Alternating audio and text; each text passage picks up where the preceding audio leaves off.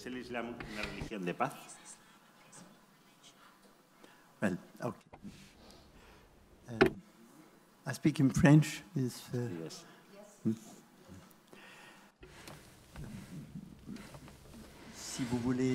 Entonces, si quieren tener más información, escribí un librito en francés cuyo título es Violencia y no violencia.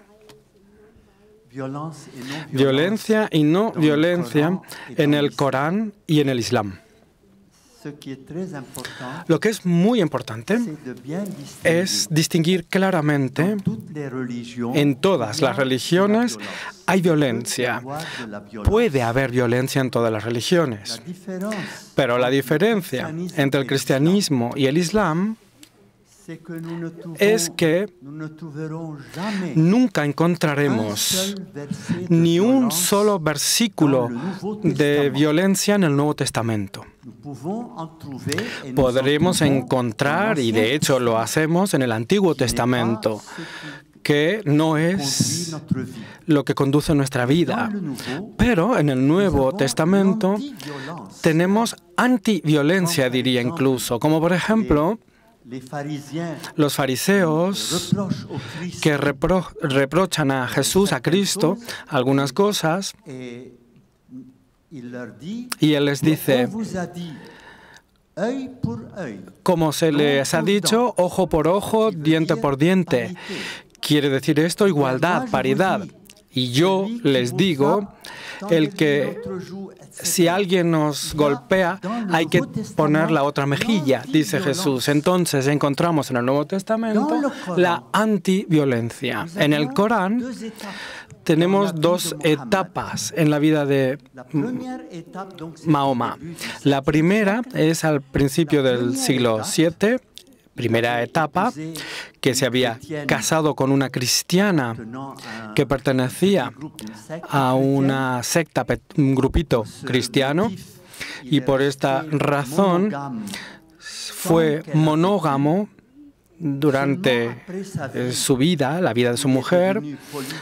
Después, él se hizo polígamo y llegó a tener 16 mujeres, o 17 incluso, según otras opiniones.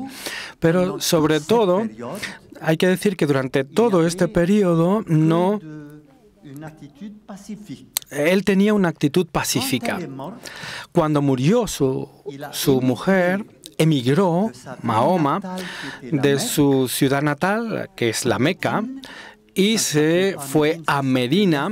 No se llamaba Medina en ese entonces, se llamaba Yafreb, siempre en Arabia, por supuesto. Dejó a su familia y todo para comenzar una vida nueva. Mahoma es allí donde se encontró con 3 tribus judías y también entró en contacto con cristianos. Intentó entender un poco más el judaísmo y el cristianismo y cogió todo lo que le parecía útil sobre Dios y los profetas, etc. Y le dijo entonces a los judíos que se convirtieran en sus discípulos para su propio proyecto religioso. Pero los judíos no aceptaron. Una de las 3 tribus, los Benu Corais, le dijeron, no, para nada, porque nosotros somos judíos y conocemos a Dios desde hace muchos siglos. Entonces empezó a luchar en contra de ellos e incluso exterminó toda la tribu de los Benu Corais, mató a todos los hombres de la tribu, las mujeres y los niños fueron convertidos en esclavos y ante los ojos de ellos mandó matar y enterrar a los hombres. Las otras 2 tribus se desplazaron a un oasis en Arabia para evitar que ocurriera con ellos lo mismo. Los cristianos no estaban muy organizados, la verdad. En ese entonces comenzó, digamos que, el Islam en su forma estructurada y se extendió mediante ataques contra todas las tribus que habían sido discípulas de Mahoma, que lo siguieron y que atacaban a otras tribus. Y a veces tribus con las que habían vivido. Entonces, el grupo musulmán fue engrandeciéndose de esta manera, hasta el momento en el que una gran mayoría de las tribus árabes, que tenía cada uno su propio sistema y su modo de vida, porque no tenían un estado como tal, entonces llega Mahoma a la Meca, empieza a luchar contra su propia ciudad, contra los ciudadanos de su propia ciudad, incluso que no quería seguirlo, y consiguió vencerlos. Entonces, el Islam, estructurado políticamente, se constituyó en ese momento. Mientras tanto,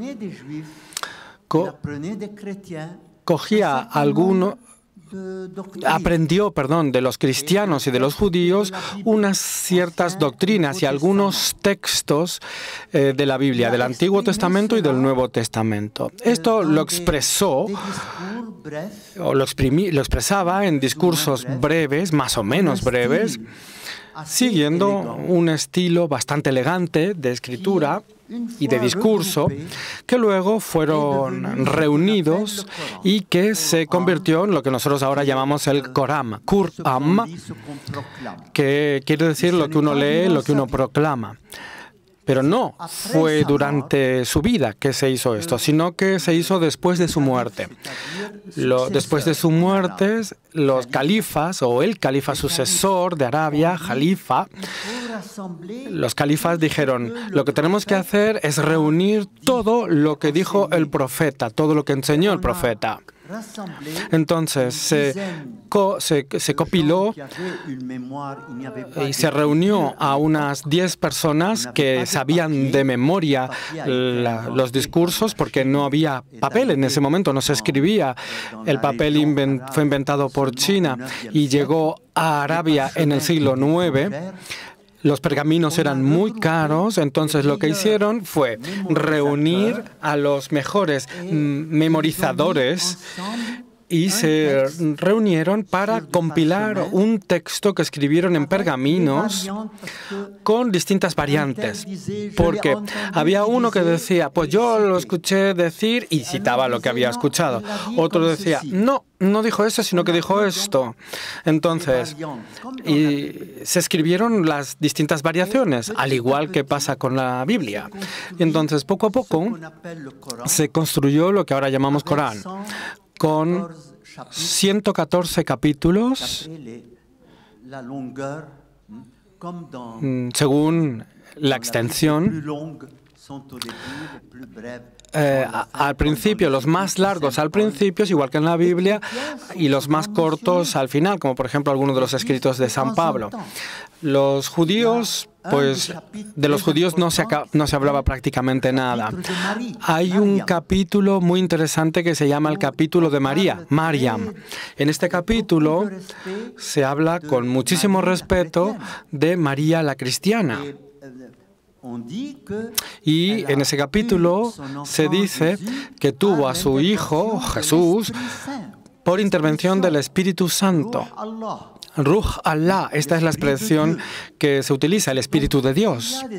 Entonces, como ven, hay influencias cristianas, hay muchas influencias judías del Antiguo Testamento por las 3 primeras tribus judías que conoció, y también en el Corán hay elementos de la tradición pagana árabe. Vale, esto es lo que sabemos de su vida.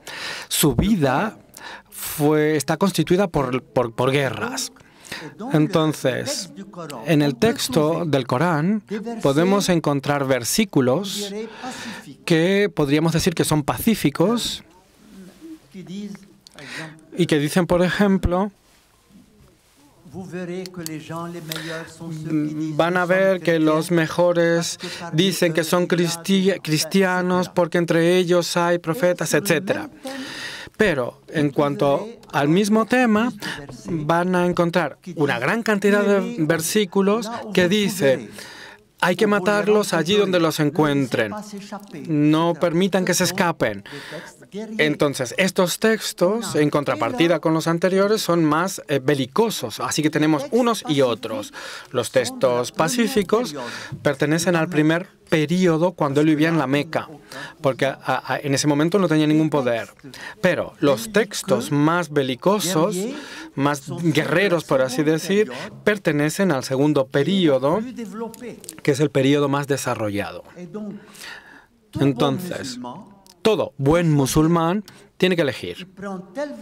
Y entonces coge un versículo y lo aplica.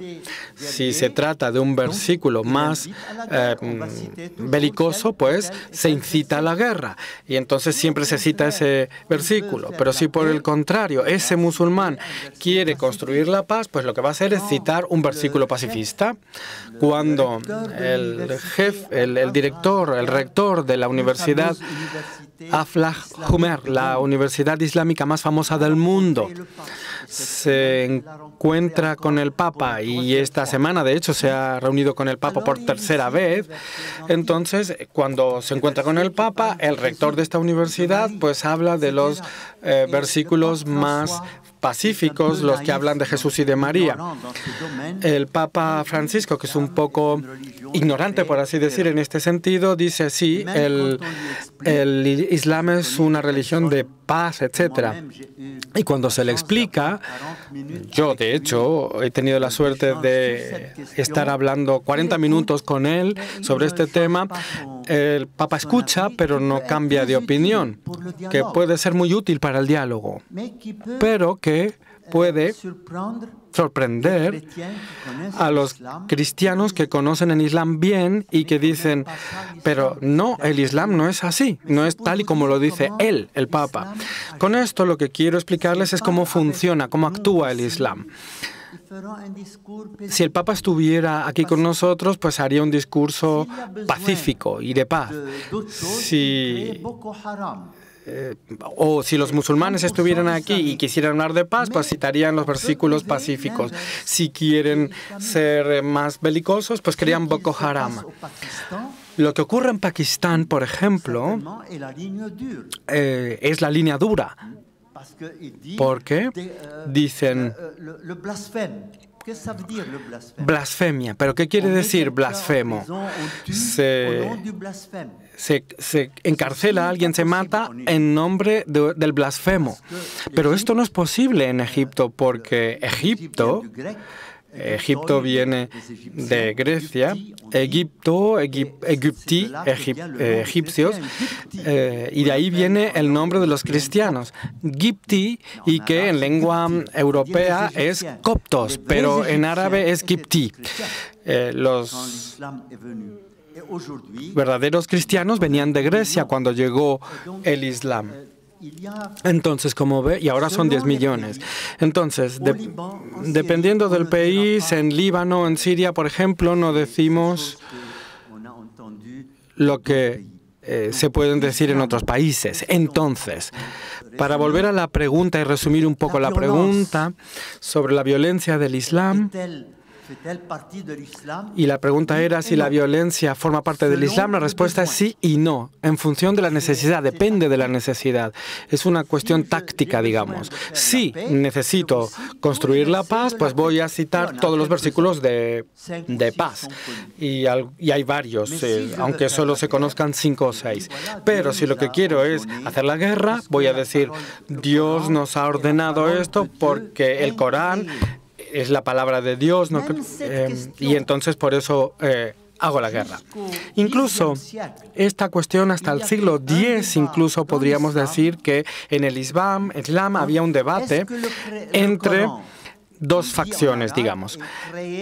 ¿Es que el Corán es creado o no creado? Si es creado, es un texto de Mahoma y por tanto humano. Si decimos que el Corán es no creado, es obra de Dios y que solamente Mahoma lo ha registrado.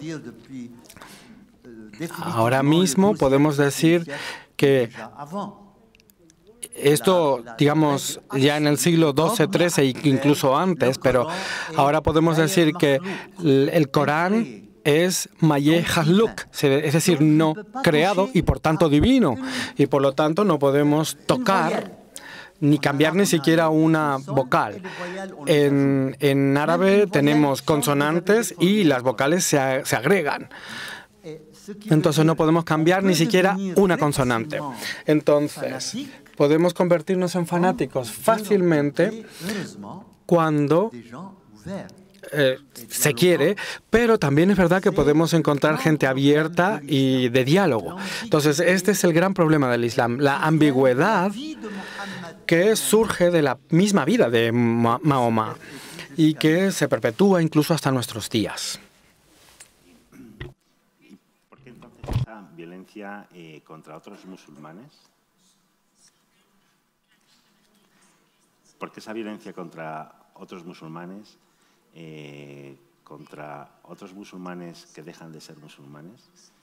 ¿No hay libertad de conciencia en el ámbito musulmán?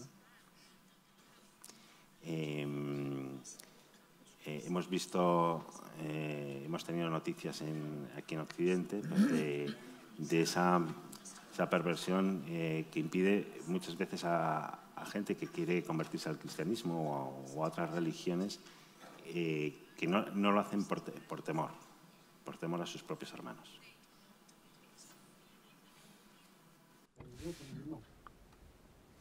Alors, c'est une double question.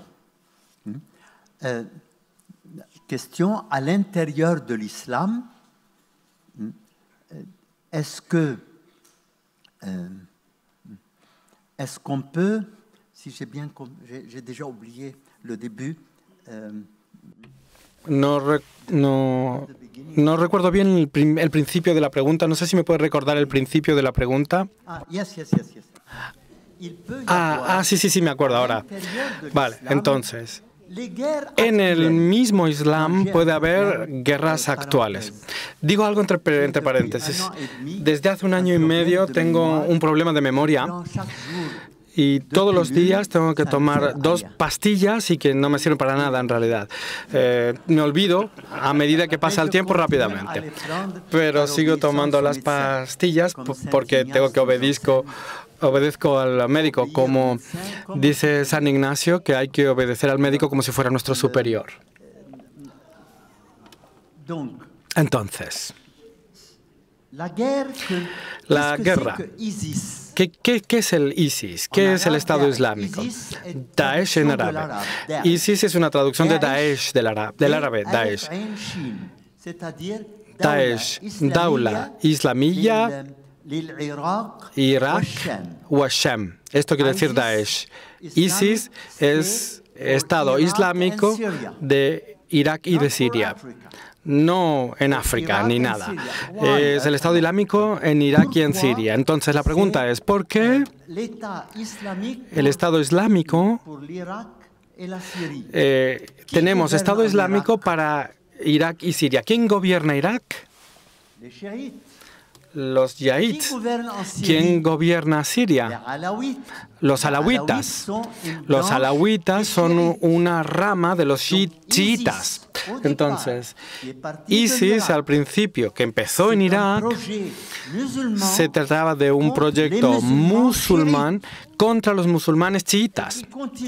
Y esta guerra continúa por todos lados. ¿Por qué Arabia Saudita bombardea y mata a decenas de miles de niños que son bombardeados y que han muerto en el sur de Yemen?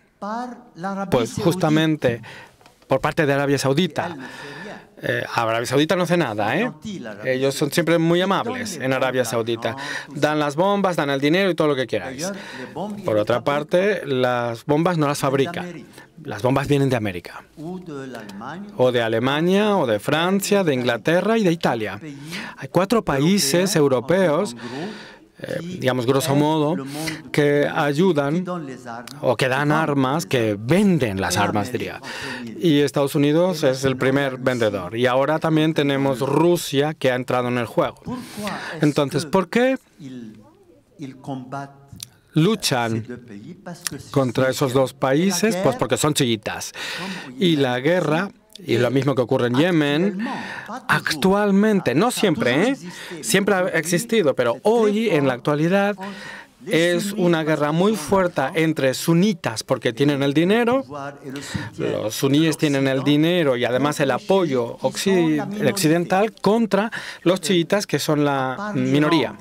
Además, aparte de Irán, que tiene una mayoría chiita, los demás, por ejemplo en Siria hay solo un 15% de chiitas y en Yemen hay incluso menos. Entonces, la guerra forma parte del Islam. Si quiero convencer a alguien para que sea un verdadero musulmán, y si no quiere hacerlo, pues lo combato. Y si es pagano, pues con más razón. O bien lo mato o se convierte. Entonces, la pregunta que me hicieron eran los musulmanes que quieren convertirse al cristianismo. Pues eso se llama apostasía. Es un apóstata. El apóstata, según la ley islámica, el apóstata tiene que morir. Y lo tenemos que matar. Y es para así dar ejemplo a todo el mundo. En Egipto no se los mata, sino que se los encarcela. Pero muy a menudo los musulmanes que no creen más, que no son creyentes en el fondo de su corazón, no dicen nada. No se hacen cristianos, pero dejan de ser musulmanes. Hay un gran pensador egipcio y todo el mundo sabe que ya no es musulmán, pero él nunca ha dicho públicamente que ya no lo es más, sino que lo que vemos es que en sus escritos, pues algunas cosas nos llevan a pensar esto. Algunos dicen que el Islam ha acabado, que es falso y que alguien tiene que huir. Por ejemplo, Ahmed Samad, uno de los grandes pensadores islámicos egipcios, dice: yo no soy más musulmán, no soy tampoco cristiano, soy ateo. Pues la verdad que ese señor, como lo decía antes, ha tenido que huir y vive ahora en Múnich, protegido por la policía alemana porque su vida está en peligro. Entonces, no se puede dejar abandonar el Islam. La razón es lógica, porque el Islam es la última religión revelada. Esto es un hecho histórico. Ellos dicen que es revelada, una religión revelada. Para nosotros, el Islam no es revelada, es un invento de Mahoma. Pero ellos dicen que hay 3 religiones reveladas: el judaísmo, el cristianismo y el Islam.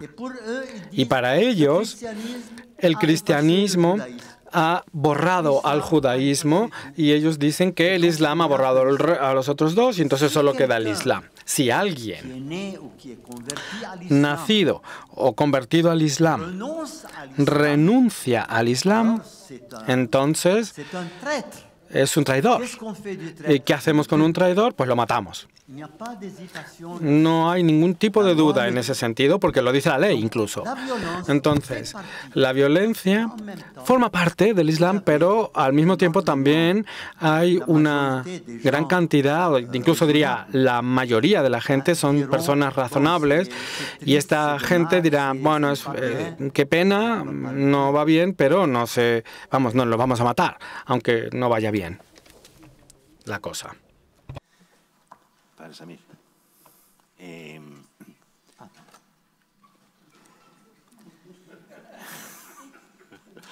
El español, no, je peux comprendre. Un poquito de español sí que puedo entender, Hemos visto la actitud de los musulmanes frente a otros musulmanes, frente a los cristianos. ¿Cómo nos ven?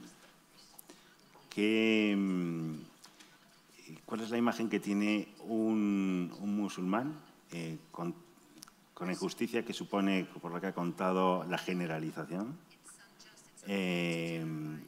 para ver cómo ve a un cristiano y qué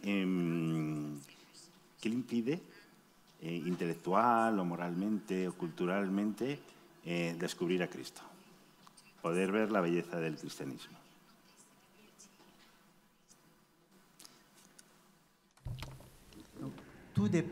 Bueno, todo depende. Todo depende del nivel de cultura de ese musulmán. Por ejemplo, cuando voy al Cairo, el colegio de los jesuitas donde vivo, en el Cairo, allí tenemos un 55% de musulmanes y tenemos un 45% de cristianos. Y se trata de un colegio jesuita con una misa diaria, etcétera, y con un sistema católico. Los musulmanes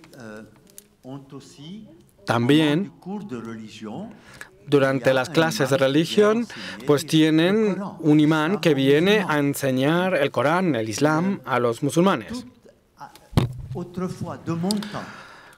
En el pasado, en mi época, yo tengo 81 años, entonces, en mi época, cuando yo era estudiante, la clase superior egipcia, aunque fueran musulmanes, todas estas personas de la clase superior pues no tenían ningún problema con los cristianos, pero las cosas han cambiado hoy en día.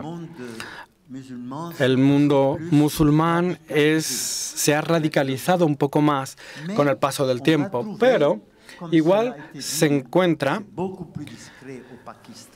y esto es un poco más discreto en Pakistán, pero encontramos gente incluso abierta también en Egipto, y en Pakistán, aunque menos. Entonces, ¿cuál es la actitud de los musulmanes frente a los cristianos? Según el Corán, tienen que respetarlos o los respetan porque creen en Dios.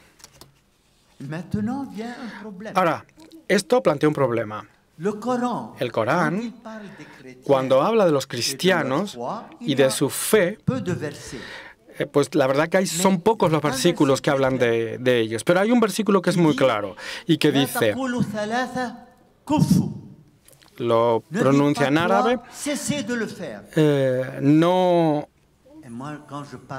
intenten hacer las cosas. No digan tres, sino intentar rápidamente hacer las cosas. El Corán dice, ¿creen ustedes en tres dioses? Y nosotros le digo, pero ¿por qué dicen esto? Son ignorantes. Nuestro credo dice que creemos en unum deum, es decir, creemos en un solo Dios.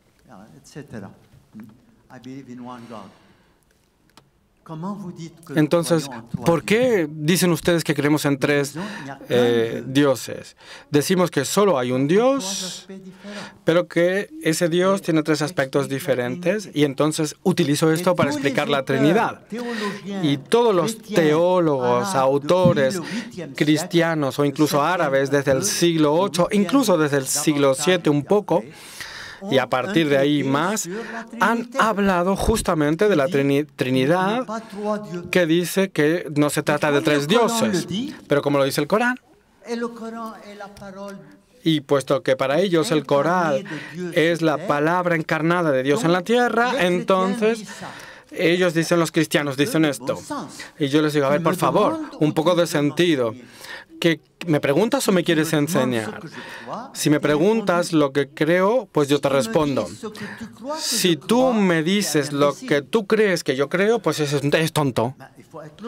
Hay que tener lógica, ¿vale? La lógica es la base de un intercambio, de un diálogo. Entonces, el problema que tenemos a nivel teológico es que el Corán, a pesar de que en algunos aspectos es un texto abierto a los cristianos, porque hay cosas allí positivas que se refieren al cristianismo. De hecho, por ejemplo, la figura de Jesús es muy positiva, por un lado. Pero cuando llegamos a hablar de una cosa que para un musulmán es inaceptable, lo más inaceptable, de hecho, para ellos, del cristianismo, ¿qué es?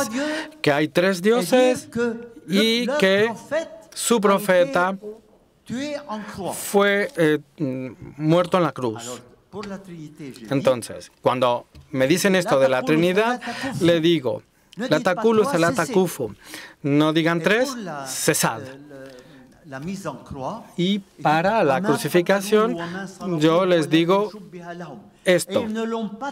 No lo mataron, no lo crucificaron, sino que con eso los reunió a todos. Entonces, ¿qué enseñas? ¿Qué enseñaba Mahoma? Él llega a 600 años después de Jesucristo y nos va a decir cómo murió Jesús, mientras que toda la historia habla de este tema.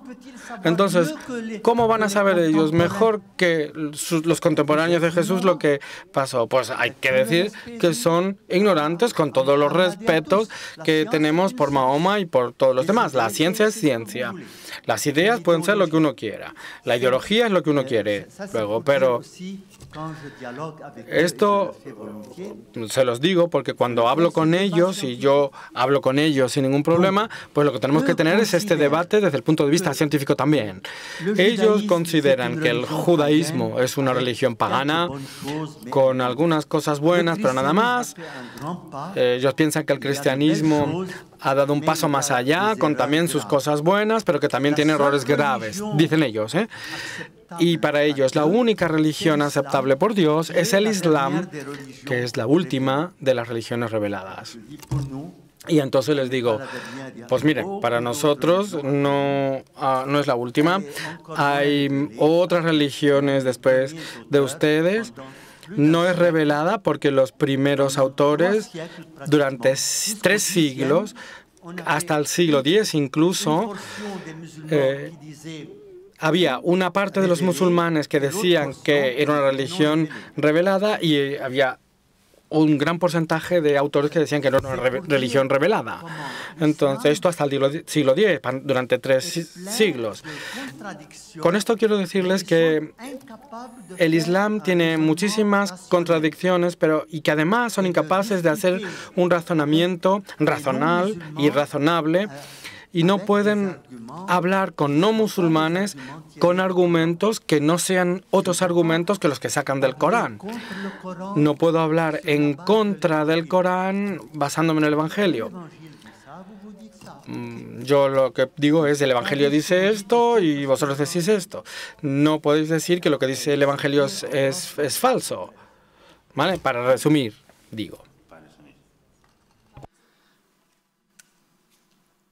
Desgraciadamente tenemos que ir acabando, pero me gustaría terminar con 2 preguntas. Una, yo creo que es muy breve. Y la otra, ¿cómo podríamos...? La pregunta breve es, ¿qué le diría que entonces, por lo que acaba de decir, aquellas personas que dicen que cristianos y musulmanes adoramos al mismo Dios? Y la última pregunta para concluir es cómo podemos ayudar desde Occidente a los cristianos que viven en zona de mayoría musulmana. Okay. So the first one was ¿Qué le diría a aquellas personas que dicen que cristianos y musulmanes adoramos al mismo Dios?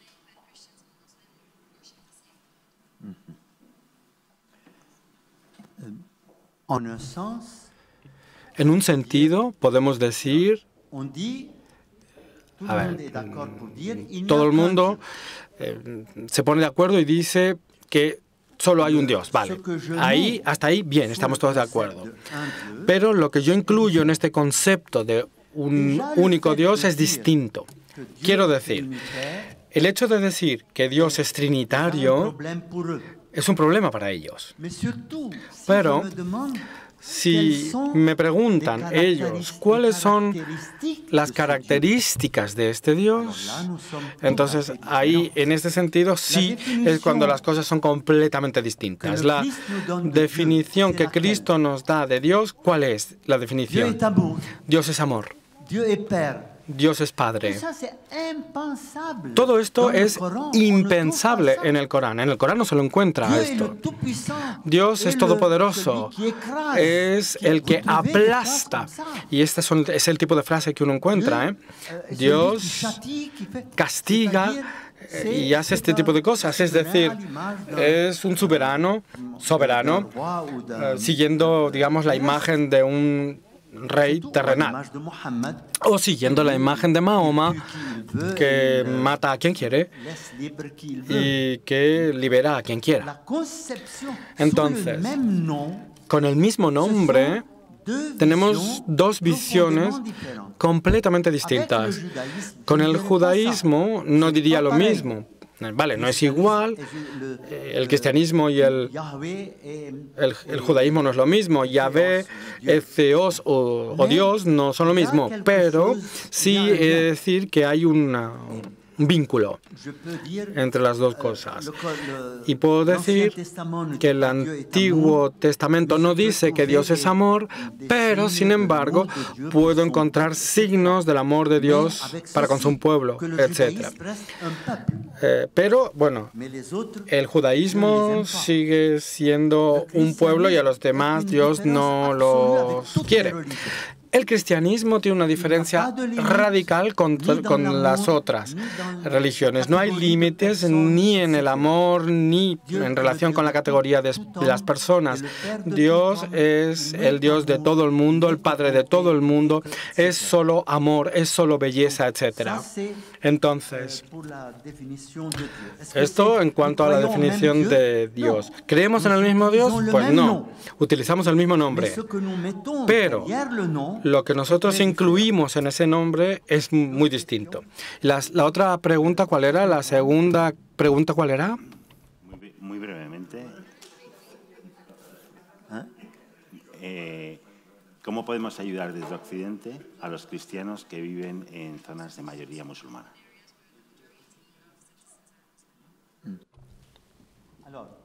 Vale. Es una cuestión relacionada con la actitud de los cristianos que viven en, como la minoría en un país de mayoría musulmana. Musulmanes, paganos, cristianos, cualquier grupo que sea, los cristianos solo tienen una actitud: amar. Cada ser humano que conozco, en principio, es mi hermano. Ahora, mi hermano puede ser amable o quizás no tan amable, puede ser violento, mala persona, pero, sin embargo, para mí sigue siendo mi hermano. Esto lo dice el Evangelio, ¿eh? Esto es evangélico. Pero, ahora bien, en algunos países, el prójimo o el otro es violento. Lo que hemos visto, que lo que sabemos, lo que hemos conocido en Nigeria, por ejemplo, con algunas categorías de Boko Haram y con otros grupos, lo que hemos aprendido de esto es inhumano. Es inaceptable es inaceptable para cualquier ser humano que todavía tenga un poco de corazón. Pero estamos hablando de Boko Haram, que representa la línea dura del islamismo. No representa a todo el Islam. Sin embargo, es un aspecto del Islam que existe. Pues lo mismo ocurre cuando leo o escucho cosas sobre Pakistán. La actitud. Como, por ejemplo, se encarcela a un sacerdote pakistaní por cualquier cosa, porque dijo una palabra cuando pasaba por ahí un musulmán. Y le pregunté esta mañana al padre cuál es la situación de Asia Bibi. ¿La van a matar o no? Hace 9 años que estamos esperando. Yo he escrito una petición con más gente para su liberación, pero nos dicen es una cuestión política, no se la pueden liberar, no la van a matar, no sabemos muy bien. Entonces, con esto quiere decir que el Islam puede tener este doble aspecto. Un aspecto tranquilo, no verdaderamente pacífico, pero al menos tranquilo. Entonces, la clase, digamos, el estrato cultivado, educado, la clase que ha tenido una formación occidental va a ser una clase más abierta, esta capa social. Con ellos sí que podemos tener relaciones fraternas y amistosas sin ningún tipo de problema. es mi caso con cientos de amigos musulmanes que tengo. Pero también hay otras categorías, no tanto en Egipto, pero sí que existe esta otra categoría de los terroristas, la hermandad, los hermanos musulmanes radicales. Estos existen, grupos que matan 3 o 4 veces por año. Vemos un atentado de un grupo en una iglesia en Aminia, un grupo de 10 personas que no tenían iglesia porque le prohibieron construir la iglesia y que se reunían en sus casas a rezar. Y entonces fueron a buscar a los radicales para matarlos. Entonces, siguen habiendo estos casos. Son excepcionales porque el presidente Sisi quiere proteger a los cristianos, ha hecho gestos en este sentido, ha construido la catedral más grande de todo el Oriente Medio en la nueva capital del Cairo, que está a unos 80 kilómetros del Cairo. Y en la película hemos visto una basílica construida para los 21 mártires de Libia asesinados, etc. Vemos estos gestos por parte del gobierno a favor de los cristianos, justamente para responder a aquellos que tienen gestos violentos. Entonces, ¿cuál es la actitud de los musulmanes? Pues no lo podemos decir. Hay de todo, porque en el Corán hay de todo. Y este es el mayor problema. Como decimos un poco como se dice en francés, pues uno elige lo que quiere. Es decir, uno elige un versículo violento y entonces, pues, uno es violento. El Corán más reciente. Pero si eliges un versículo más antiguo del Corán que dice que pues hay que estar cerca de los que son parecidos a nosotros, bueno, vale, es verdad que esta es una parte más amable del Corán, pero pertenece a la parte más antigua. Entonces uno puede elegir.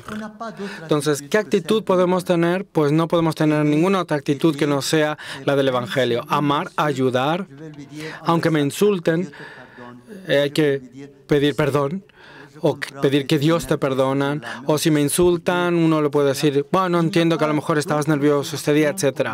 Creo que la única solución que tenemos nosotros es la solución del amor, de la fraternidad, de la hermandad, y no, esto no quiere decir que sea yo más débil o que me humille ante una persona. No me humillo delante de nadie, ni delante del Papa, ni delante de un pobre diablo, sino que lo que hago es dialogar con todos, con cada una de las personas en función de sus capacidades, en función de lo que puede entender. Entonces, utilizo ejemplos para poder dialogar. Estoy absolutamente convencido, personalmente convencido, que siempre se puede dialogar y que si no se puede dialogar, pues tú sigue tu camino, que Dios te acompañe. Yo seguiré por el mío, Dios me acompaña. Pero si podemos, pues caminar juntos es la buena solución. Así es como veo yo la posibilidad que tenemos delante de nosotros. Muchísimas gracias por la paciencia.